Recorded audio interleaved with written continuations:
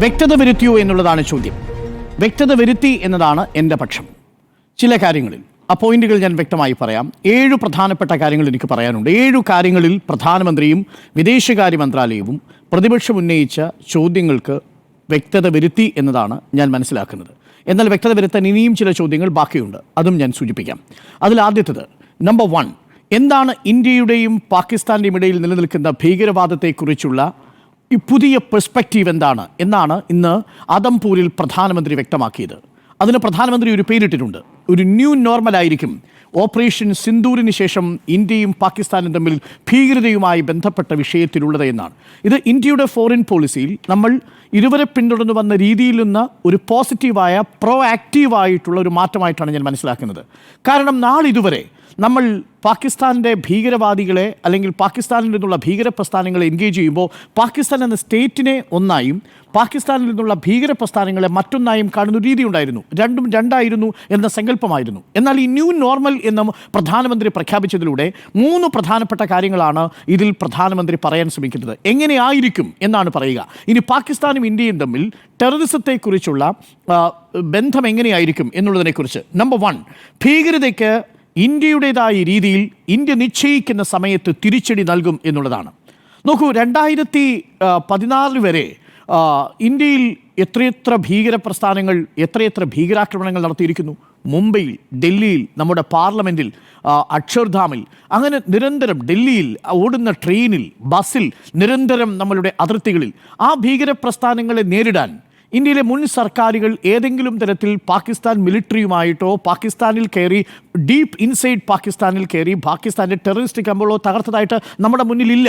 എന്നാൽ 2016 ഉറി ആക്രമണത്തിന് ശേഷവും 2019 പുൽവാമ ആക്രമണത്തിന് ശേഷം ബാലാക്കോട്ടിൽ നടത്തിയ ഏരിയൽ സ്ട്രൈക്കും, ഇത് രണ്ടും നമ്മളോട് പറയുന്നത് എങ്ങനെയാണോ ഭീകരവാദികളെ നേരിടേണ്ടത് അത് തീരുമാനിക്കുന്നത് ഇന്ത്യയായിരിക്കും. അത് മുൻകാല സർക്കാരുകളിൽ നിന്ന് വ്യത്യസ്തമായൊരു നിലപാടായിരിക്കും എന്നുള്ളതാണ് മോദി പ്രഖ്യാപിക്കുന്നത്. മോദി ഗവൺമെൻറ്റിൻ്റെ സ്ട്രാറ്റജി വളരെ ക്ലിയർ ആയിട്ട് പറയുന്നു. അതൊരു പ്രോ ആക്റ്റീവായിട്ടുള്ള എൻഗേജ്മെൻ്റ് ആയിരിക്കും എന്നാണ് പറയുന്നത്. അതുകൊണ്ട് ഇനി ഭീകരവാദികളെ പാകിസ്ഥാൻ മണ്ണിൽ നേരിടുന്നത് ഇന്ത്യ നിശ്ചയിക്കുന്ന സമയം, ഇന്ത്യ നിശ്ചയിക്കുന്ന രീതിയിൽ, ഇന്ത്യ നിശ്ചയിക്കുന്ന കണ്ടീഷനോട് കൂടിയായിരിക്കും. അതുകൊണ്ടാണ് പാകിസ്ഥാൻ്റെ ടെറർ ക്യാമ്പുകളെ ആദ്യം ലിസ്റ്റ് ചെയ്ത് കൃത്യമായി പ്രിസിഷനോട് കൂടി സ്ട്രൈക്ക് ചെയ്യുന്നു. അതിനുശേഷം ഇന്ത്യയുടെ മിലിറ്ററി ക്യാമ്പുകളെ ലക്ഷ്യം വെച്ചുകൊണ്ട് ഡ്രോണുകൾ അയക്കുന്ന സമയത്ത് പാകിസ്ഥാൻ്റെ എയർബേസുകളെ നമ്മൾ അറ്റാക്ക് ചെയ്യുന്നു. ഈവൻ സർഗോധയിൽ വരെ പോയി ഇന്ത്യ എയർ സ്ട്രിപ്പ് തകർക്കുന്ന സാഹചര്യം ഉണ്ടാവുന്നു. അപ്പോൾ അത് ഇന്ത്യയുടേതായ രീതിയിലുള്ള ഒരു അറ്റാക്കാണ്. ഇതിനെയാണ് ന്യൂ നോർമൽ എന്നതുകൊണ്ട് ഒന്നുദ്ദേശിക്കുന്നത്. നമ്പർ 2, ന്യൂക്ലിയർ ഭീഷണി ഇങ്ങോട്ട് വിലപ്പോവില്ല എന്നാണ് പറഞ്ഞിരിക്കുന്നത്. പാകിസ്ഥാൻ തുടർച്ചയായിട്ട് ഇന്ത്യയെ മുൾമുനയിൽ നിർത്തുന്നത് അവരുടെ ഈ കിരാന ഹിൽസിൽ വെച്ചിരിക്കുന്ന ആണവ പോർമുനകളുടെ ബലത്തിലാണ്. ആ ബ്ലാക്ക് മെയിൽ ഇനി ഇങ്ങോട്ട് വേണ്ട എന്ന് പറയുമ്പോൾ ഇന്ത്യ ഇക്കാര്യത്തിലും ഒരു വ്യക്തത വരുത്തിയിരിക്കുന്നു. മൂന്നാമത്തത്, ഭീകരവാദികളെയും അത് പിന്തുണയ്ക്കുന്നവരെയും രണ്ടായി ഇനി നമ്മൾ കാണില്ല, ഒന്നായി തന്നെ കാണും എന്ന് പറയുന്നത് നാം ഇതുവരെ സ്വീകരിച്ചു വന്ന ഭീകരവാദ നയത്തിൽ നിന്നുള്ള ഒരു വ്യത്യാസമായിട്ടാണ് നമ്മൾ മനസ്സിലാക്കുന്നത്. പാകിസ്ഥാനെ നമ്മളൊരു ടെറർ സ്റ്റേറ്റ് ആയിട്ടാണ് ഇനി കാണുക. അതിലൊരു മാറ്റം വരുന്നതുവരെ ആ രീതിയിൽ മാത്രമേ കാണുകയുള്ളൂ എന്നുള്ളതാണ് പ്രധാനമന്ത്രി ഇത് പറയുന്നത്. അപ്പോൾ ഒരു ന്യൂ നോർമൽ വരുന്നു ഇന്ത്യയും പാകിസ്ഥാനും തമ്മിൽ ഭീകരവാദവുമായി ബന്ധപ്പെട്ട വിഷയത്തിൽ എന്നുള്ളത് വളരെ വ്യക്തത വന്നിരിക്കുന്ന ഒരു പ്രധാനപ്പെട്ട കാര്യമാണ്. ഇനി വ്യക്തത വരുത്തിയിരിക്കുന്ന വിഷയങ്ങൾ. നമ്പർ 1, ന്യൂക്ലിയർ പോളിസിയുടെ കാര്യത്തിൽ ഒരു വ്യക്തത വരുത്തിയിട്ടുണ്ട്. നമ്മളുടേത് ഇന്നേ വരെ ഉണ്ടായിരുന്നത് ഒരു ന്യൂക്ലിയർ ഡിറ്ററൻസ് എന്ന് പറയുന്നത് റിയാക്റ്റീവായൊരു ന്യൂക്ലിയർ ഡിറ്ററൻസ് ആണെങ്കിൽ പ്രോ ആക്റ്റീവായൊരു ന്യൂക്ലിയർ ഡിറ്ററൻറ്റ് പോളിസി നമുക്കുണ്ട്. ആദ്യമായിട്ട് പറയുകയാണ്, ഏതെങ്കിലും തരത്തിൽ ബ്ലാക്ക് മെയിൽ നിങ്ങൾ ചെയ്യാൻ ശ്രമിക്കേണ്ട ന്യൂക്ലിയറിൻ്റെ പേരിൽ എന്ന് പറയുമ്പോൾ നമ്മൾ വി ആർ പ്രിപ്പയർഡ് എന്നൊരു മെസ്സേജാണ് നൽകുന്നത്. ഇത് യഥാർത്ഥത്തിൽ ന്യൂക്ലിയർ ഡിറ്ററൻസിനോടുള്ള ഒരു ആത്മവിശ്വാസമാണ്. ഇൻ കേസ് അതൊരു ബാലൻസ് ഓഫ് പവർ നിലനിർത്തുന്നതിന് ഒരു പരിധിവരെ സഹായവുമാണ്. പക്ഷേ ഏതുതരം ന്യൂക്ലിയർ യുദ്ധങ്ങളും ആത്യന്തികമായി മനുഷ്യനാശത്തിന് വിനാശമേ വരുത്തൂ എന്നുള്ളൊരു തിരിച്ചറിവ് ഇന്ത്യക്കുള്ളതുകൊണ്ടാണ് ആ ഡിറ്ററൻറ്റ് പോളിസിയിലുള്ള കോൺഫിഡൻസ് ഒരിക്കൽ കൂടി പ്രധാനമന്ത്രി ഉറപ്പിക്കുന്നത്. ബ്ലാക്ക് മെയിൽ ചെയ്യാൻ വരരുത് എന്ന ഉറച്ച ഭാഷയിൽ തന്നെയാണ് പ്രധാനമന്ത്രി പറയുന്നത്. അതൊരു വ്യക്തതയാണ് ന്യൂക്ലിയർ പോളിസിയുമായി ബന്ധപ്പെട്ട വിഷയത്തിൽ. പോയിന്റ് നമ്പർ 2, ഇതിൽ പ്രകോപനം മാത്രമല്ല ഇനി നമ്മൾ കണക്കിലെടുക്കുക എന്ന് പറയുന്നു. എന്ന് പറഞ്ഞാൽ അതിൻ്റെ അർത്ഥം ഭീകരതയെ അറുത്തുമാറ്റും എന്നുള്ളതാണ്. ഇതുവരെ നമ്മൾ സ്വീകരിച്ചിരുന്നത് എന്താ? Wait and watch. ഇതാണ് ഇതുവരെ നമ്മൾ സ്വീകരിച്ചിരുന്ന നിലപാട്. ആ നിലപാടിൽ നിന്ന് വ്യത്യസ്തമാവുകയും നമ്മളിനി ഇനഫ് ഈസ് ഇനഫ് എന്ന നിലയിലേക്ക് മാറുകയും ചെയ്തതുകൊണ്ടാണ് പാകിസ്ഥാന്റെ ഭീകര കേന്ദ്രങ്ങളെ പാകിസ്ഥാന്റെ ടെറിട്ടറിക്കുള്ളിൽ പോയി, സിയാൽകോട്ടിൽ പോയി, മുരുഡ്കയിൽ പോയി, ബഹാവൽപൂരിൽ പോയി നമ്മൾ അറ്റാക്ക് ചെയ്യാനുള്ള ശ്രമം നടത്തുന്നത്. 1971 ശേഷം ഇതാദ്യമായിട്ടാണ് പാകിസ്ഥാന്റെ അതിർത്തിക്കുള്ളിലേക്ക് കയറി പാകിസ്ഥാന്റെ എയർബേസുകളെ, പാകിസ്ഥാന്റെ ഭീകരവാദ ട്രെയിനിങ് ക്യാമ്പുകളെ നമ്മൾ അറ്റാക്ക് ചെയ്യുന്നത്. അപ്പോൾ അതിലും ഒരു വ്യക്തത വരുത്തുകയാണ്. അതാണ് പ്രധാനമന്ത്രി എന്ന് പറയുന്നതും. നമ്പർ 3, ഇവിടെയാണ് ഏറ്റവും പ്രധാനപ്പെട്ട ചോദ്യം. ഇതാണല്ലോ നമ്മളുടെ ചർച്ചയുടെ വിഷയവും. അമേരിക്കയുടെ മധ്യസ്ഥതയുടെ വിഷയത്തിൽ വ്യക്തത വരുത്തിയോ? വ്യക്തത വരുത്തി എന്നാണ് ഞാൻ പറയുന്നത്. മിനിസ്ട്രി ഓഫ് എക്സ്റ്റേണൽ അഫയേഴ്സിന്റെ സ്പോക്ക് പേഴ്സൺ ഇതിപ്പോൾ രൺധീർ ജസ്വാൾ മാധ്യമങ്ങളുടെ മുന്നിൽ പറഞ്ഞ കാര്യം എന്താ? ഒന്ന്, ഏതെങ്കിലും തരത്തിലൊരു വ്യാപാര സമ്മർദ്ദം ഇന്ത്യയും പാകിസ്ഥാനും ഇടയിൽ അമേരിക്ക ചെലുത്തിയിട്ടുണ്ടോ? ഒരു കാരണവശാലും വ്യാപാരത്തെക്കുറിച്ച് ഈ ഘട്ടങ്ങളിൽ സംസാരിച്ചിട്ടേ ഇല്ല. മാത്രമല്ല, ആരാണ് സംസാരിച്ചത്? മാർക്ക് റൂബിയുമായി സംസാരിച്ചത് നാഷണൽ സെക്യൂരിറ്റി അഡ്വൈസർ കൂടിയാണ്. ഒപ്പം വിദേശകാര്യ മന്ത്രാലയമാണ്. വ്യാപാരത്തെക്കുറിച്ചുള്ള ചർച്ചയല്ല നടന്നതെന്നും മിലിറ്ററി സിറ്റുവേഷനെ കുറിച്ചുള്ള ചർച്ച മാത്രമേ നടന്നിട്ടുള്ളൂ എന്നും പറയുന്നത് രൺധീർ ജസ്വാളാണ്. അപ്പോൾ പ്രതിപക്ഷത്തിൻ്റെ ചോദ്യം, അമേരിക്ക ഇതിൽ ഇടപെട്ടോ എന്ന ചോദ്യത്തിന് ഇല്ല, അമേരിക്ക ഇടപെട്ടില്ല, അമേരിക്കയുടെ വാദം തള്ളുകയാണ് മിനിസ്ട്രി ഓഫ് എക്സ്റ്റേണൽ അഫയേഴ്സ്. ഇനി അതിനകത്ത് എന്ത് വ്യക്തത വരുത്താനുള്ളത്? വിദേശകാര്യ മന്ത്രാലയത്തിന് സ്പോക്ക് പേഴ്സൺ വന്ന മാധ്യമങ്ങളുടെ ചോദ്യത്തോട് പറയുന്നു, വ്യാപാര സമ്മർദ്ദം അമേരിക്ക ചെലുത്തിയിട്ടില്ല.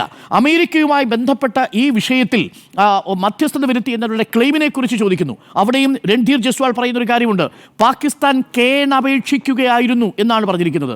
പാകിസ്ഥാൻ കേണപേക്ഷിച്ച് വെടിനിർത്തലിന് ഇങ്ങോട്ട് വിളിച്ചു എന്ന് പറയുമ്പോൾ മധ്യസ്ഥതയുടെ എല്ലാ സാധ്യതയും തള്ളുകയാണ് പ്രധാനമന്ത്രി. രൺധീർ ജസ്വാൾ പറയുന്നത് ഇന്ത്യ ഒരു ക്ലൈൻ സ്റ്റേറ്റ് അല്ല എന്നാണ്. മാത്രമല്ല, ഇതിൽ ആരുടെയും ഒരു മീഡിയേഷൻ ഇല്ല എന്നുള്ള കാര്യം തുറന്ന് സമ്മതിക്കുകയാണ്. അപ്പോൾ ചോദിക്കും, പ്രധാനമന്ത്രിക്ക് അത് തുറന്നു പറഞ്ഞുകൂടെ? അങ്ങനെയല്ലല്ലോ. നമ്മുടെ നയതന്ത്ര ബന്ധങ്ങളിൽ അമേരിക്കൻ പ്രസിഡന്റ് ഡൊണാൾഡ് ട്രംപിന് ഇപ്പോൾ പ്രധാനമന്ത്രി മറുപടി പറഞ്ഞാൽ നിലവിൽ ഈ സാഹചര്യത്തിൽ ഈ റീജിയനിൽ നിലവിലിരിക്കുന്ന ഒരു ബാലൻസ് ഓഫ് പവർ ഇക്വേഷൻസിനെ അതെങ്ങനെയാണ് ബാധിക്കുക എന്ന് പ്രേക്ഷകർക്ക് നന്നായിട്ട് അറിയാം. ചൈന പാകിസ്ഥാനെ പിന്തുണയ്ക്കുന്ന സാഹചര്യത്തിൽ, നമുക്ക് അന്തർദേശീയ ബന്ധങ്ങൾ വേണ്ടുന്ന സാഹചര്യത്തിൽ ഇന്ത്യയുടെ പ്രധാനമന്ത്രി അമേരിക്കയുടെ പ്രസിഡന്റിനെതിരെ ഒരു സ്റ്റേറ്റ്മെന്റ് നടത്തേണ്ട സമയമല്ല എന്ന വ്യക്തമായ തിരിച്ചറിവ് ഇന്ത്യൻ പ്രധാനമന്ത്രിക്കുണ്ട്. അതേസമയം തന്നെ പ്രതിപക്ഷത്തിന് ചോദ്യത്തിന് ഉത്തരവും കിട്ടുന്നു. അതാണ് മിനിസ്ട്രി ഓഫ് എക്സ്റ്റേണൽ അഫയേഴ്സിന്റെ പ്രതിനിധി തന്നെ പറയുന്നത്. അതാണ് ഇന്ന് കപിൽ സിബലിന്റെ ചോദ്യത്തിലുള്ള മറുപടിയായി രൺധീർ ജസ്വാൾ പറയുന്നത്. ഒരു മധ്യസ്ഥ ഇടപെടലും നടന്നിട്ടില്ല. Point number 3. പോയിന്റ് നമ്പർ 4, ഇതിൽ ഭീകരവിരുദ്ധ നയം എന്താണ് ഇന്ത്യക്കുള്ളത് എന്ന് ചോദിക്കുന്നു. ഇതൊരു ലോ ആൻഡ് ഓർഡർ വിഷയമല്ല എന്ന് പറയുകയാണ് പ്രധാനമന്ത്രിയും രൺധീർ ജസ്വാളും. ഇനി മുതൽ ഇതൊരു ക്രമസമാധാന വിഷയമല്ല, ഇതൊരു നാഷണൽ സെക്യൂരിറ്റിയുമായി ബന്ധപ്പെട്ട വിഷയമാണ് എന്ന് പറയുന്നു. പോയിന്റ് നമ്പർ 5, ഉഭയകക്ഷി ചർച്ചകളിൽ അല്ലെങ്കിൽ ഉഭയകക്ഷി കരാറുകളിൽ എന്ത് സംഭവിക്കും എന്നാണ് പ്രതിപക്ഷം ചോദിക്കുന്നത്. അതിനും വ്യക്തമായ മറുപടി പറയുന്നു. ഇതിൽ പാകിസ്ഥാൻ ഈ ഭീകരവാദം അവസാനിപ്പിക്കാതെ പാകിസ്ഥാനുമായിട്ട് ഒരു ഉഭയകക്ഷി ചർച്ചയും നമ്മൾ മുന്നോട്ട് പോവില്ല, ഒരു കരാറും നമ്മൾ പുനരുജ്ജീവിപ്പിക്കില്ല. അത് ഇന്റർ വാട്ടർ ട്രീറ്റി ആണെങ്കിലും ശരി, ഇൻഡസ് വാട്ടർ ട്രീറ്റി ആണെങ്കിലും ശരി, അത് മറ്റേതെങ്കിലും തരത്തിലുള്ള സാമ്പത്തിക വ്യാപാര ബന്ധമാണെങ്കിലും ശരി. അതുകൊണ്ടാണ് പ്രധാനമന്ത്രി വളരെ വ്യക്തമായിട്ടല്ലേ ഇന്നലെ പറഞ്ഞത്, വെള്ളവും രക്തവും ഒരുമിച്ചൊഴുകില്ല എന്ന് പറഞ്ഞാൽ Indus water treaty kept in abeyance ആണ്, അത് അങ്ങനെ തന്നെ തുടരും, മരവിച്ച അവസ്ഥയിൽ തന്നെ തുടരും. രണ്ടാമത് പറയുന്നു, ഭീകരവാദവും സംസാരവും ഒരുമിച്ച് പോവില്ല, ചർച്ചയും ഒരുമിച്ച് പോവില്ല എന്ന് പറഞ്ഞാൽ രാഷ്ട്രീയ നയതന്ത്ര ചർച്ചയും ഉണ്ടാവില്ല. ആൻഡ് നമ്പർ 3, മൂന്നാമത്തെ കാര്യം, ഭീകരവാദവും ട്രേഡും ഒരുമിച്ച് പോവില്ല, പാകിസ്ഥാനെതിരെയുള്ള ഉപരോധം ആ രീതിയിൽ തന്നെ നിൽക്കും. ഇതിലും വ്യക്തത വരുത്തിയിട്ടുണ്ട്. നമ്പർ 5, ഉഭയകക്ഷി വ്യക്തതയെക്കുറിച്ച് ഞാൻ പറഞ്ഞു. ഇനി അടുത്ത പറയുന്നു, നമ്പർ 6 പറയുന്നു, വ്യാജ പ്രചരണം പാകിസ്ഥാൻ നിരന്തരം നടത്തി. ഇതിനെക്കുറിച്ച് ഇന്ന് മാധ്യമങ്ങൾ ചോദിക്കുന്നുണ്ട്. അതിലും വ്യക്തത വരുത്തുന്നുണ്ട്. ആ വ്യക്തത വരുത്താൻ വേണ്ടിയാണ് ആദംപൂരിലേക്ക് പോകുന്നത്. ആദംപൂരിലെ S-400 മിസൈൽ സിസ്റ്റത്തെ തകർത്തുവെന്നും ആദംപൂരിലെ എയർബേസിലിൻ്റെ സ്ട്രിപ്പ് ബോംബിട്ട് നശിപ്പിച്ചുവെന്നും പാകിസ്ഥാൻ വലിയ കള്ളപ്രചരണം നടത്തുന്നുണ്ട്. ആ കള്ളപ്രചരണം പൊളിക്കാൻ വേണ്ടി പ്രധാനമന്ത്രി അവിടേക്ക് വന്നിറങ്ങുന്നത് C-130J സൂപ്പർ ഹെർക്കുലീസ് എയർക്രാഫ്റ്റിൽ വന്നിറങ്ങുന്നത് ഈ ആദംപൂരിൻ്റെ എയർ സ്ട്രിപ്പിലാണ്. ആ എയർ സ്ട്രിപ്പിൽ വന്നിറങ്ങുമ്പോൾ ആ പാകിസ്ഥാൻ തകർത്തു എന്ന് ക്ലെയിം ചെയ്യുന്ന അതേ സ്ട്രിപ്പിൽ വന്നിറങ്ങി പ്രധാനമന്ത്രി ആദംപൂരിലെ സൈനികരെ അഭിസംബോധന ചെയ്യുന്നതിലൂടെ ആ ചോദ്യത്തിനും വ്യക്തത വരുത്തുന്നു. പാകിസ്ഥാൻ ഇന്ത്യയുടെ S-400 മിസൈൽ സിസ്റ്റം തകർത്തില്ലെന്ന് മാത്രമല്ല, ആദംപൂരിലെ എയർ സ്ട്രിപ്പ് ഇപ്പോഴും അതേപടി നിലനിൽക്കുന്നു. ഞാൻ അവിടെ ഇറങ്ങി നിൽക്കുകയാണ് എന്നാണ് പ്രധാനമന്ത്രി പറയുന്നത്. പോയിന്റ് നമ്പർ 7, വ്യാപാര സമ്മർദ്ദമുണ്ടോ എന്ന ചോദ്യത്തിന് രൺധീർ ജസ്വാൾ ഇന്ന് കാറ്റഗോറിക്കലി അത് ഡിനേ ചെയ്യുന്നു. വളരെ വ്യക്തമായി തന്നെ അത് നിഷേധിക്കുന്നു. മിനിസ്ട്രി ഓഫ് എക്സ്റ്റേണൽ അഫയേഴ്സ് പറയുന്നത് സൈനികപരമായ നീക്കങ്ങളും സിറ്റുവേഷനും മാത്രമേ ചർച്ച ചെയ്തിട്ടുള്ളൂ, വ്യാപാരം ചർച്ച ചെയ്തിട്ടില്ല. ആൻഡ് പോയിന്റ് നമ്പർ 8, കാശ്മീർ വിഷയത്തിൽ അതിൽ എന്താണ് ഇന്ത്യയുടെ നിലപാട്? സിംല കരാർ ലംഘിച്ചോ എന്നതാണ് ചോദ്യം. സിംല കരാർ ലംഘിച്ചില്ല എന്ന് മാത്രമല്ല, കാശ്മീർ വിഷയമേ ഇനി ചർച്ചയാവുന്നില്ല എന്നാണ് പറയുന്നത്. പകരം ചർച്ചയാകാൻ പോകുന്നത് എന്താണ്? പാക് ഒക്കുപൈഡ് കാശ്മീരാണ്. പാക് ഒക്കുപൈഡ് കാശ്മീരിനെ കുറിച്ച് ചർച്ച ചെയ്യും. അത് മാത്രമാണ് ഇനി പാകിസ്ഥാനുമായിട്ടുള്ളൊരു ചർച്ച എന്നൊരു പുതിയ നരേറ്റീവ് കൂടി അവിടെ കൊണ്ടുവരുന്നു. അതിൽ ഒരു ബൈലാറ്ററൽ വിഷയമാണ്, രണ്ട് രാജ്യങ്ങൾ തമ്മിലുള്ള ഒരു ഉഭയകക്ഷി വിഷയമാണ്. വിഷയമാണ്. ഏതെങ്കിലും തരത്തിൽ അത് മൂന്നാമത്തെ കക്ഷിക്ക് ഇടപെടാനുള്ള ഒരു സാധ്യത തുറന്നു കൊടുക്കില്ല എന്ന് ഇന്ന് രൺധീർ ജയ്സ്വാൾ വളരെ കൃത്യമായിട്ട് പറയുന്നു. അപ്പോൾ വിദേശകാര്യ മന്ത്രാലയം പറയുന്ന സ്റ്റേറ്റ്മെന്റുകൾ വൺ ബൈ വൺ നമ്മൾ എടുത്ത് പരിശോധിച്ചാൽ ഇന്ന് പ്രതിപക്ഷം ചോദിക്കുന്ന പ്രധാനപ്പെട്ട എല്ലാ ചോദ്യങ്ങൾക്കും ഓൾമോസ്റ്റ് എല്ലാ ചോദ്യങ്ങൾക്കും ഉത്തരമായി അതിനകത്തൊരു വ്യക്തത വന്നിട്ടുണ്ട് എന്നാണ് ഞാൻ മനസ്സിലാക്കുന്നത്. ഇതൊരു ഉഭയകക്ഷി വിഷയമായി തന്നെ തുടരുന്നു. അമേരിക്ക വിഷയത്തിൽ ഇടപെടുത്തിയിട്ടില്ല, വ്യാപാര സമ്മർദ്ദം ഉണ്ടായിട്ടില്ല. ഈ വിഷയത്തിൽ പാകിസ്ഥാൻ ഇന്ത്യയോട് കേണപേക്ഷിക്കുന്ന സാഹചര്യത്തിൽ ഇന്ത്യയുടെ എല്ലാ മിലിറ്ററി ഓപ്പറേഷൻ സിന്ദൂരിൽ വിജയിച്ചതിന് ശേഷമാണ് പാകിസ്ഥാൻ ആ പ്രഹരശേഷി അറിഞ്ഞതിന് ശേഷമാണ് ഇന്ത്യയോട് ഈ വെടിനിർത്തലിന് തയ്യാറായിരിക്കുന്നത് എന്നാണ്. എന്നാൽ ഇനി വ്യക്തത വരേണ്ട ചില ചോദ്യങ്ങളുണ്ട്. അതാണ് നേരത്തെ സൂചിപ്പിച്ച ഒരു പ്രധാനപ്പെട്ട ചോദ്യം, പഹൽഗാമിലെ ആ ഭീകരർ എവിടെയാണ്? ആ ചോദ്യത്തിനുള്ള ഉത്തരമാണ് ഇന്നിപ്പോൾ നമ്മൾ തേടിക്കൊണ്ടിരിക്കുന്നത്. നമുക്കറിയാവുന്നതുപോലെ ഈ ഭീകരാക്രമണങ്ങളുടെ കാര്യത്തിൽ ഭീകരപ്രവർത്തകരെ അത്ര പെട്ടെന്ന് പിടികൂടുക സാധ്യമല്ല. അതിന് ഇറ്റ് ടേക്സ് ടൈം. അതിനാണ് ഇപ്പോൾ കാശ്മീർ പോലീസ് രംഗത്ത് വന്നിരിക്കുന്നത്. കാശ്മീർ പോലീസ് 20 ലക്ഷം രൂപ ഇപ്പോൾ ഇനാം പ്രഖ്യാപിച്ചിട്ടുണ്ട്. അതുകൊണ്ട് മാത്രം മതിയോ? പോരാ. ഈ 3 പേർ മാത്രമല്ല, അവരെ സഹായിച്ചിരിക്കുന്ന റെസിസ്റ്റൻസ് ഫ്രണ്ടിൻ്റെ സ്ലീപ്പർ സെല്ലുകളെ കൂടി കണ്ടെത്തുക എന്നതാണ് പ്രധാനപ്പെട്ട കാര്യം. നമ്മളിത് ചർച്ച ചെയ്യുന്ന സമയത്ത് ഓപ്പറേഷൻ കെല്ലാർ അവിടെ നടന്നുകൊണ്ടിരിക്കുകയാണ്. 3 ഭീകരരെ വധിച്ചിട്ടുണ്ട് എന്നുള്ളതാണ് ഏറ്റവും പ്രധാനപ്പെട്ട കാര്യം. അപ്പോൾ ഇനി വരും ദിവസങ്ങളിലാണ് അത് വ്യക്തമാവുക എന്നാണ് ഞാൻ മനസ്സിലാക്കുന്നത്. അതുകൊണ്ട് ധൃതി പിടിച്ച് നിലവിൽ സർക്കാരിനെതിരെ ഒരു രാഷ്ട്രീയ നീക്കം നടത്തുക ലക്ഷ്യമല്ല. അതേപോലെ സർക്കാർ ഇതൊരു രാഷ്ട്രീയ വിഷയമായി അവതരിപ്പിക്കുന്നതും ശരിയല്ല എന്ന് തന്നെയാണ് എൻ്റെ ടേക്ക്. അതേസമയം ഒരു പ്രധാനപ്പെട്ട കൺസേൺ ആയിട്ട് എനിക്കുള്ളത്, ഈ പ്രദേശത്തെ ചുറ്റിപ്പറ്റി ഇപ്പോൾ വിദേശ രാജ്യങ്ങളുടെ താല്പര്യങ്ങൾ കൂടുന്നു. അത് ഈ ഏഷ്യയിൽ, സൗത്ത് ഏഷ്യയിൽ ഇന്ത്യക്കുണ്ടായിരുന്ന ഒരു പ്രാദേശികമായിട്ടുള്ളൊരു അപ്രമാദിത്വത്തിന് ഒരു മങ്ങലേൽക്കുന്നുണ്ടോ എന്നൊരു കൺസേൺ കൂടിയുണ്ട്. ഒരു അന്തർദേശീയ രാഷ്ട്രീയ വിദ്യാർത്ഥി എന്ന നിലയിൽ എൻ്റെ ആശങ്ക ഏതാണ്? ഒരു സ്ട്രാറ്റജിക് ഓട്ടോണമി ഇന്ത്യക്ക് പ്രദേശത്തുണ്ടായിരുന്നു. ആ സ്ട്രാറ്റജിക് ഓട്ടോണമി നിലനിർത്താൻ ആവശ്യമായ കാര്യങ്ങളാണ് ഇനി സർക്കാർ ചെയ്യേണ്ടത്. അത് അമേരിക്കയുടെയോ ചൈനയുടെയോ താല്പര്യത്തിനാകാൻ പാടില്ല. കാര്യം ചൈനയും റഷ്യയും തമ്മിൽ ഒരു പുതിയ അച്ചുതണ്ട് ഉണ്ടാവുന്നു. ഒരു ഭാഗത്ത് അമേരിക്കയും ഇന്ത്യയും തമ്മിൽ ഒരു അച്ചുതണ്ട് ഉണ്ടാവുന്നു. ആ അമേരിക്ക ഇന്ത്യയുടെ ഇന്ത്യയുമായിട്ടുള്ള താല്പര്യം ഈ ഏഷ്യയിൽ, സൗത്ത് ഏഷ്യയിൽ എങ്ങനെ വരുന്നു എന്നുള്ളൊരു പ്രധാനപ്പെട്ട കാര്യം. അതിന് ഇന്ത്യ ഒരിക്കലും നിന്നു കൊടുത്തിട്ടില്ല. എപ്പോഴും നമ്മൾ തുടർന്നിരുന്ന ഒരു പോളിസി സൗത്ത് ഏഷ്യയെ സംബന്ധിച്ച് നമ്മളൊരു നോൺ അലൈൻഡ് പോളിസിയാണ്. പലപ്പോഴും നമുക്കറിയാവുന്നതുപോലെ സോവിയറ്റ് യൂണിയനും അതേപോലെ അമേരിക്കയും ഒക്കെ അഫ്ഗാനിസ്ഥാനിലും പാകിസ്ഥാനിലും ഒക്കെ പല കാലങ്ങളിലും പല താല്പര്യങ്ങൾ ചൈനയും ഒക്കെ നടത്തിയിട്ടുണ്ട്. അപ്പോഴെല്ലാം ഇന്ത്യയുടെ ഒരു സ്ട്രാറ്റജിക് ആയിട്ടുള്ളൊരു ഓട്ടോണമി ഉണ്ടായിരുന്നു. ആ ഓട്ടോണമിക്ക് ഭംഗം വരരുത് എന്നത് മാത്രമാണ് നമുക്ക് ഈ ഘട്ടത്തിൽ പറയാനുള്ളത്. അതുകൊണ്ട് വ്യക്തത വരുത്തി എന്ന ചോദ്യത്തിന് നല്ല വെടിപ്പായി വ്യക്തത വരുത്തി എന്നാണ് ഞാൻ മനസ്സിലാക്കുന്നത്. പക്ഷേ എനിക്ക് ചില അഭിപ്രായ വ്യത്യാസങ്ങൾ, അതായത് അമേരിക്കയ്ക്ക് ഭീകരതയുമായി ബന്ധപ്പെട്ട് പാകിസ്ഥാനിൽ ഭീകര കേന്ദ്രങ്ങളുണ്ട് എന്നുള്ള കാര്യത്തിൽ അമേരിക്കയ്ക്ക് സംശയം ഉണ്ടാകേണ്ട കാര്യമില്ല. ഒസാമ ബിൻ ലാദനെ എവിടെ നിന്ന് കിട്ടിയതെന്ന് നമുക്കറിയാമല്ലോ. അപ്പോൾ ആ കാര്യത്തിൽ അമേരിക്കയ്ക്ക് വ്യക്തതയുണ്ട്.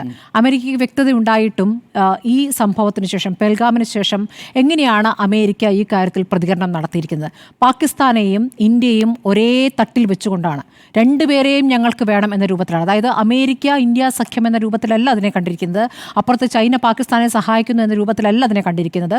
നിങ്ങൾ രണ്ടു കൂട്ടരും ഞങ്ങൾക്ക് ഒരുപോലെയാണ് എന്ന് പറയുന്നു. പിന്നെ ഏറ്റവും പ്രധാനപ്പെട്ട കാര്യം, വെടിനിർത്തൽ എന്നുള്ള പ്രധാനപ്പെട്ട തീരുമാനം ഇന്ത്യയും പാകിസ്ഥാനും തമ്മിൽ നടത്തേണ്ട തീരുമാനം എങ്ങനെയാണ് അമേരിക്കൻ പ്രസിഡന്റ് ആദ്യം പ്രഖ്യാപിക്കുക? അതാണ് ഇതിനകത്ത് രണ്ട് പ്രധാനപ്പെട്ട കാര്യങ്ങൾ. അമേരിക്ക, ഡൊണാൾഡ് ട്രംപിന് ശേഷമുള്ള അമേരിക്കയെ വളരെ വ്യക്തമായി തന്നെ കാണണം. അമേരിക്കയ്ക്ക് ആ അർത്ഥത്തിലുള്ള ഫോറിൻ പോളിസിക്ക് ഒറ്റ ഫോറിൻ പോളിസി ഉള്ളൂ, അത് കച്ചവട താല്പര്യമാണ്. അതുകൊണ്ടാണ് ഒരു കച്ചവടക്കാരൻ്റെ മനസ്സോടുകൂടി ഡൊണാൾഡ് ട്രംപ് അവിടെ പ്രതികരിച്ചിരിക്കുന്നത് എങ്ങനെയാണ്? ഇന്ത്യയുടെയും പാകിസ്ഥാൻ്റെയും 1000 വർഷം പഴക്കമുള്ള വിഷയം, ഇത് 1000 വർഷം പഴക്കമുള്ള വിഷയമേ അല്ലല്ലോ. ഇതൊന്നും ഇന്ത്യ അംഗീകരിച്ചിരിക്കുന്ന വിഷയമല്ല. അമേരിക്ക എല്ലാ കാലത്തും ക്ലെയിം ചെയ്യുന്നത് എന്താ?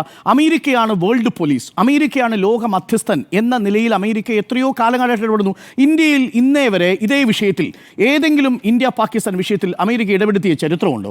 1947-48 കാലത്തിലല്ലേ ആദ്യത്തെ ആ യുദ്ധം അവസാനിക്കുന്നത്, അതായത് കറാച്ചി എഗ്രിമെൻ്റ് വരുന്നത്. കറാച്ചി എഗ്രിമെൻ്റ് വരുന്ന സമയത്ത് ഐക്യരാഷ്ട്ര സംഘടനയുടെ ട്രൂസ് കമ്മിറ്റിയാണ് ആകെ ഒരേ ഒരു ഇടപെടൽ ഉണ്ടായിരിക്കുന്നത്. അപ്പം മാത്രമാണ് ആ കറാച്ചി എഗ്രിമെൻറ്റിന് ശേഷം 65-ലാണെങ്കിലും 71-ലാണെങ്കിലും 99-ലാണെങ്കിലും അത് നേരിട്ട് ഇന്ത്യയും പാകിസ്ഥാനും തമ്മിലാണ്. ഇവിടെയും നേരിട്ടാണ് ഇന്ത്യയും പാകിസ്ഥാൻ്റെയും ഡയറക്ടർ ജനറൽമാർ തമ്മിൽ ഓപ്പറേറ്റ് ചെയ്തിരിക്കുന്നത്. പക്ഷേ ഇവിടെ എന്താ പ്രശ്നം?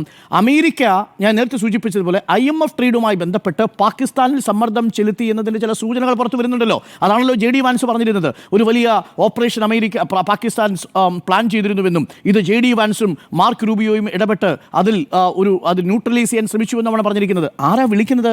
പാകിസ്ഥാനാണ് വിളിക്കുന്നത്. പാകിസ്ഥാൻ ഇന്ത്യയെ വിളിച്ചു എന്ന് പറഞ്ഞാൽ അതിൽ അമേരിക്ക മധ്യസ്ഥത വഹിച്ചു എന്ന് നമുക്ക് ഇന്റർപ്രറ്റ് ചെയ്യാൻ കഴിയില്ല. പക്ഷേ അത് മധ്യസ്ഥം എന്നുള്ളത് പല രൂപത്തിൽ വ്യാഖ്യാനിക്കാം. ഇതിൽ ഇടപെടൽ നടത്തിയിട്ടുണ്ടോ, പ്രതികരിച്ചിട്ടുണ്ടോ എന്നുള്ള വിഷയം കൂടി ഉണ്ടല്ലോ. ഇന്ത്യയിൽ ആരൊക്കെയായിട്ട് സംസാരിച്ചിരിക്കുന്നു എന്നുള്ള കാര്യം കൂടി അവർ വ്യക്തമാക്കുന്നുണ്ട്, അമേരിക്ക വ്യക്തമാക്കുന്നുണ്ട്. ആരൊക്കെയായിട്ട് സംസാരിച്ചു എന്നുള്ളത്. ഇതിൽ ആരാ സംസാരിച്ചിരിക്കുന്നത്? ഇന്ത്യയിൽ ഈ വിഷയം സംസാരിച്ചിരിക്കുന്നത് ഫോറിൻ സെക്രട്ടറി തല ചർച്ച നടന്നിട്ടുണ്ട്. മാർക്ക് റൂബിയോയുമായിട്ട് ഈ വിഷയം ജയശങ്കറാണ് സംസാരിക്കുന്നത്. അത് സംസാരിക്കണമല്ലോ. കാര്യം ഇത്തരം ഒരു ഓപ്പറേഷന് പോകുന്ന സമയത്ത് അന്തർദേശീയ സമൂഹത്തിന് മുന്നിൽ ഒരു ലെജിറ്റിമസി ക്ലെയിം ഇന്ത്യക്ക് വേണം. അത് ഡിപ്ലോമസിയുടെ സ്വാഭാവികമായിട്ടുള്ള രീതിയാണ്. നമ്മളെല്ലാ രാജ്യങ്ങളെയും പിന്തുണ ആവശ്യപ്പെടുന്നത് ശരിയാണ്. അല്ലെ, നമുക്ക് ആരുടെയൊക്കെ പിന്തുണ കിട്ടി? നമുക്ക് ഇസ്രായേലിന്റെ പൂർണ്ണ പിന്തുണ കിട്ടി, ജപ്പാന്റെ പൂർണ്ണ പിന്തുണ കിട്ടി. എന്നാൽ മറ്റു രാജ്യങ്ങളെ സംബന്ധിച്ച് ഈ വിഷയത്തിൽ രണ്ട് ന്യൂക്ലിയർ രാജ്യങ്ങൾ തമ്മിലുള്ള ഇടപെടലിൽ ഞങ്ങൾ ഇടപെടില്ല എന്ന നിലപാടാണ്. JD വാൻസ് എടുത്ത നിലപാടെന്താ? ആദ്യം ഇന്ത്യയുടെയും പാകിസ്ഥാന്റെയും വിഷയത്തിൽ ഇടപെടാൻ ഞങ്ങളില്ല എന്ന നിലപാടാണ് സ്വീകരിച്ചത്. കാരണം എന്താ? അത് ആ രാജ്യങ്ങൾ തമ്മിൽ ഉഭയകക്ഷി നിലപാടാണ്. അത് ആരുടെ നിലപാടാണ്? അത് ഇന്ത്യയുടെ നിലപാടാണ്. അത് അമേരിക്ക ആദ്യം അംഗീകരിച്ചു. പക്ഷേ രണ്ടാം ഘട്ടത്തിലേക്ക് വരുമ്പോൾ എന്താ? ചൈനയുടെ താല്പര്യം പാകിസ്ഥാനിലുണ്ട്. അമേരിക്ക സ്വാഭാവികമായിട്ടും അവിടെ അഡ്വാൻറ്റേജ് എടുക്കും. ആരുടെ കാര്യത്തിൽ? പാകിസ്ഥാന്റെ കാര്യത്തിൽ. കാര്യം അതുകൊണ്ടാണ് ചൈനയുടെ ഇൻട്രസ്റ്റ് പാകിസ്ഥാനെ സംബന്ധിച്ച് അമേരിക്കയുടെ എൻഗേജ്മെന്റിലൂടെ പിന്നാക്കം പോകുന്നത്. ഇതാണ് ചൈനയെ പ്രകോപിപ്പിക്കാൻ പോകുന്ന ഒരു പ്രധാനപ്പെട്ട ഘടകം. പക്ഷേ അതിന് നമ്മൾ ഇന്ത്യയെ കുറ്റം പറഞ്ഞ കാര്യമില്ലല്ലോ. ഇന്ത്യയുടെ വിഷയത്തിൽ ചൈനയ്ക്ക് പ്രത്യേകിച്ച് താല്പര്യമോ അമേരിക്കയുടെ പ്രത്യേക താല്പര്യമോ ഇന്ത്യ വകവെച്ച് കൊടുക്കുന്നില്ല എന്നാണ് ഇന്നിപ്പോൾ മിനിസ്റ്റർ ഓഫ് എക്സ്റ്റേണൽ അഫയേഴ്സ് മിനിസ്റ്ററുടെ സ്റ്റേറ്റ്മെന്റിൽ വന്നിരിക്കുന്നത്. വളരെ ക്ലിയർ അല്ലേ? ഇടപെട്ടിട്ടില്ല എന്ന് വിദേശകാര്യ മന്ത്രാലയം പറഞ്ഞാൽ ദാറ്റ്സ് ക്ലിയർ. പക്ഷേ അതേസമയം പാകിസ്ഥാന്റെ കാര്യത്തിൽ സമ്മർദ്ദം അമേരിക്ക ചെലുത്തിയിട്ടുണ്ടാവും. പാകിസ്ഥാൻ അത്തരം സമ്മർദ്ദങ്ങൾക്ക് വഴങ്ങുന്ന രാജ്യമാണ്. ഇന്ത്യ അത്തരം സമ്മർദ്ദങ്ങൾക്ക് വഴങ്ങുന്ന രാജ്യമല്ല. എന്തുകൊണ്ട് ഇന്ത്യ സമ്മർദ്ദത്തിന് വഴങ്ങണം? അതാണ് എൻ്റെ ചോദ്യം. എന്തുകൊണ്ട് ഇന്ത്യ അമേരിക്കയുടെ സമ്മർദ്ദത്തിന് വഴങ്ങണം? അമേരിക്കയുടെ കാര്യങ്ങൾ ധരിപ്പിച്ചു, അറ്റാക്ക് ചെയ്തിരിക്കുന്നു. 9 ഇടങ്ങളിൽ കൃത്യമായിട്ട് നമ്മൾ ലാൻഡ് ചെയ്തിട്ടുണ്ട്. അമേരിക്ക എന്തെങ്കിലും പറഞ്ഞു ഈ വിഷയത്തിൽ? ഇന്ത്യ അപലപിച്ചിട്ടില്ലല്ലോ. ഇന്ത്യ അപലപിച്ചിട്ടില്ല. ഒരു ലോകരാഷ്ട്രവും ഇന്ത്യ അപലപിച്ചിട്ടില്ല. ആകെ പാകിസ്ഥാൻ ആയുധമായിട്ട് പോയത് അസർബൈജാനും ഈ പറയുന്ന തുർക്കിയുമാണ്. അസർബൈജാൻ ആണെങ്കിൽ വലിയ ആയുധം കൊടുക്കാനില്ല താനും. അപ്പോൾ സ്വാഭാവികമായി അന്തർദേശീയ രാജ്യങ്ങളുടെ പിന്തുണ ഉറപ്പാക്കിയിട്ടുണ്ട് ഇന്ത്യ. പാകിസ്ഥാനിൽ അമേരിക്ക സമ്മർദ്ദം ചെലുത്തിയിട്ടുണ്ട് എന്നുള്ള കാര്യം വ്യക്തമാണ്. അവിടെ നിന്നാണ് ഹോട്ട്ലൈൻ കമ്മ്യൂണിക്കേഷൻ കിട്ടുന്നത്. എപ്പോഴാണ് പ്രധാനമന്ത്രി പറയുന്നതെന്ന് അറിയാമോ? എപ്പോഴാണ് അമേരിക്കൻ പ്രസിഡന്റ് ഇത് ട്വീറ്റ് ചെയ്തതെന്ന് അറിയാമോ? 5 മണിക്ക് ശേഷം. 5 മണിക്ക് മുമ്പ് വെടിനിർത്തൽ അവസാനിച്ചു. വെടിനിർത്തൽ അവസാനിച്ചത് 5 മണിക്ക്. 5 മണിക്കാണ് 3:35 അല്ലേ? 3:35 2 DGMമാർ സംസാരിക്കുന്നത്. 5 മണിക്ക് വെടിനിർത്തലിന് വേണ്ടിയിട്ട് തീരുമാനിക്കുന്നു. വെടിനിർത്തൽ തീരുമാനിച്ച് കഴിഞ്ഞ് ഏകദേശം അരമണിക്കൂറുടെ കഴിയുമ്പോഴാണ് ഡൊണാൾഡ് ട്രംപ് ഇത് ട്വീറ്റ് ചെയ്യുന്നത്. സമയമൊക്കെ ശരിയായിരിക്കും, പക്ഷേ ലോകം അറിയുന്നത് ട്രംപ് പറഞ്ഞിട്ടാണെന്നുള്ള പ്രശ്നമാണല്ലോ ഇത് ക്ലിയർ ആയിട്ട് ഇന്ത്യ പറഞ്ഞിരിക്കുന്നത്. ഇതെല്ലാം എല്ലാ മാധ്യമങ്ങളിലും ലീഡതാണ്. അമേരിക്കയുടെ വാദം തള്ളി India. Minister of external affairs വളരെ കൃത്യമായിട്ട് പറഞ്ഞു, ഇതിനകത്ത് അമേരിക്കൻ ഇടപെടലില്ല, വ്യാപാര വിഷയം ചർച്ചയായില്ല എന്നാണ് പറഞ്ഞിരിക്കുന്നത്. പക്ഷേ അത് നരേന്ദ്രമോദിയെ കൊണ്ട് പറയിപ്പിക്കുന്നത് സ്വാഭാവികമായും നമ്മുടെ ഫോറിൻ പോളിസിയുമായി ബന്ധപ്പെട്ട ആശങ്ക ഉണ്ടാക്കുന്ന വിഷയമാണ്. കാര്യം അത് നരേന്ദ്രമോദി നേരിട്ട് ഡൊണാൾഡ് ട്രംപിനെ ഇപ്പോൾ വെല്ലുവിളിക്കേണ്ടതുണ്ടോ? ട്രംപ് പറഞ്ഞത് കള്ളമാണ്. വെല്ലുവിളിയുടെ സ്വഭാവം ഇല്ലാന്നേ. നമ്മുടെ രാജ്യത്തിന്റെ നിലപാട് എന്ന രൂപത്തിൽ പറയാനുള്ള കാര്യം വ്യക്തമായി പ്രധാനമന്ത്രി പറയുന്നതും വിദേശകാര്യ വക്താവ് പറയുന്നതും തമ്മിൽ വ്യത്യാസമുണ്ട്. കാരണം അന്താരാഷ്ട്ര മാധ്യമങ്ങൾ ഈ വിഷയത്തിൽ കൈകാര്യം ചെയ്യുമ്പോൾ പാകിസ്ഥാന്റെ വേർഷനാണ് പലപ്പോഴും കൊടുക്കുന്നത്. ഇന്നലെ പ്രധാനമന്ത്രി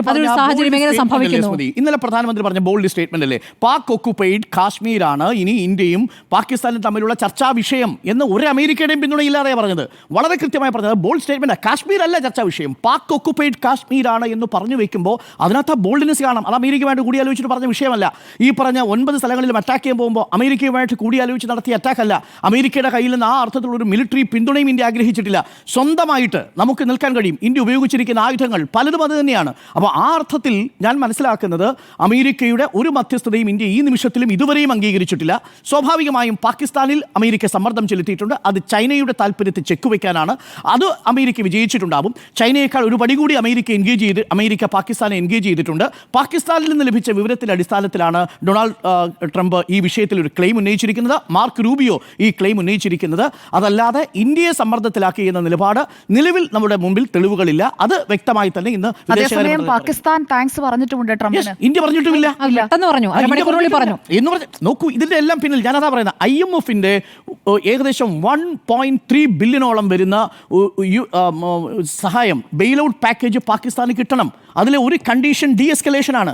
ആ ഡീഎസ്കലേഷൻ ലോകത്തിന് മുന്നിൽ നമുക്കൊരു കാര്യം ബോധ്യപ്പെടുത്താൻ സാധിച്ചു. Pakistan is A terror state or terror sponsoring state ആണ്. അതുകൊണ്ടാണ് പ്രധാനമന്ത്രി നരേന്ദ്രമോദി പറഞ്ഞത് ഇത് രണ്ടിനെയും വേർതിരിച്ച് കാണാൻ കഴിയില്ല എന്ന നിലപാടാണ്. അമേരിക്ക വിശ്വസിക്കാൻ കഴിയില്ല എന്ന് മോദിക്കറിയാം, അമേരിക്ക വിശ്വസിക്കാൻ കഴിയില്ലെന്ന് ഇന്ത്യൻ സ്റ്റേറ്റിനറിയാം. എല്ലാ കാലത്തും ആ അർത്ഥത്തിൽ അമേരിക്കയുടെ പാകിസ്ഥാനുള്ള ഫണ്ട് തടഞ്ഞു വെക്കുകയും പിന്നീട് പാകിസ്ഥാന്റെ ഫണ്ട് തിരിച്ചു കൊടുക്കുകയും ചെയ്ത ചരിത്രം അമേരിക്കയ്ക്കുണ്ട്. തെരഞ്ഞെടുപ്പ് പ്രചാരണത്തിന് പോയി മറക്കരുത്. നവാസ് ഷെരീഫിനെ വിളിച്ചു.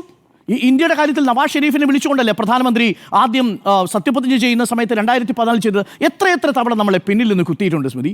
നമ്മൾ നോക്കൂ, ബസ് യാത്ര തുടങ്ങിയില്ലേ? ആ ബസ് യാത്ര തുടങ്ങിയ സമയത്ത്, സമാധാനത്തിൻ്റെ ലാഹോർ ബസ് യാത്ര തുടങ്ങുന്ന സമയത്ത് നമ്മൾ എത്രമാത്രം പ്രതീക്ഷയുണ്ടായിരുന്നു? പിന്നിൽ നിന്ന് കുത്തിയല്ലേ കാർഗിൽ യുദ്ധം കൊണ്ടുവന്നത്. അതിനുശേഷം നമ്മൾ അട്ടാരി വാഗ ബോർഡറിൽ എത്ര തവണ നമ്മൾ ഫ്ലാഗ് മീറ്റിംഗ് വിളിച്ചു, എത്ര തവണ നമ്മൾ സൗഹൃദ സന്ദർശനങ്ങൾ നടത്തി. മോദി പ്രധാനമന്ത്രിയായ ശേഷം അവിടെ പോയല്ലോ. നവാസ് ഷെരീഫിനെ തന്നെ പ്രധാനമന്ത്രി സത്യപ്രതിജ്ഞ ചെയ്യുന്ന വേദിയിലേക്ക് കൊണ്ടുവന്നു. അന്നെല്ലാം നമ്മൾ കരുതിയിരുന്ന പാകിസ്ഥാൻ ഒരു സിവിലൈസ്ഡ് സ്റ്റേറ്റ് ആണ്, അല്ല, അതൊരു ടെറർ സ്പോൺസറിംഗ് സ്റ്റേറ്റ് ആണെന്ന് ഇപ്പോൾ ബോധ്യപ്പെട്ടുകൊണ്ടാണ് പ്രധാനമന്ത്രി എന്ന് പറയുന്നത്. വിശ്വസിക്കാൻ പറ്റാത്ത രാജ്യമെന്നുള്ളത് ഓരോ തവണയും തെളിയിക്കും. റോക്ക് സ്റ്റേറ്റ് ആണ്. അപ്പോൾ ആ റോക്ക് സ്റ്റേറ്റിലൂടെ കൈകാര്യം ചെയ്യേണ്ട ന്യൂ നോർമൽ ഇതാണ് എന്നാണ് പ്രധാനമന്ത്രി പറയുന്നത്. നാളിതുവരെ 2014 വരെ ഇന്ത്യ പാകിസ്ഥാൻ എപ്പോഴെങ്കിലും ആ അർത്ഥത്തിൽ ഒരു തിരിച്ചടി കൊടുത്തിട്ടുണ്ടോ? ഏതെങ്കിലും തരത്തിൽ 1999 ശേഷം ഈ 2014 വരെയുള്ള 15 വർഷക്കാലം ഇന്ത്യയിൽ എത്ര ടെററിസ്റ്റ് ആക്ടിവിറ്റി നടത്തി പാകിസ്ഥാൻ? മുംബൈയിൽ, ഡൽഹിയിൽ, ഈ പറയുന്ന ഗുജറാത്തിൽ, അക്ഷർധാമിൽ ഈ 166 പേരാണ് മുംബൈയിൽ കൊല്ലപ്പെട്ടത്.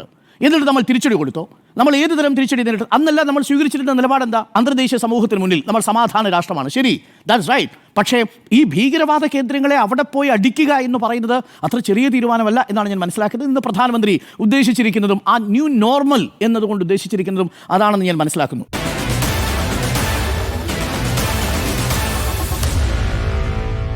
Meet the editors.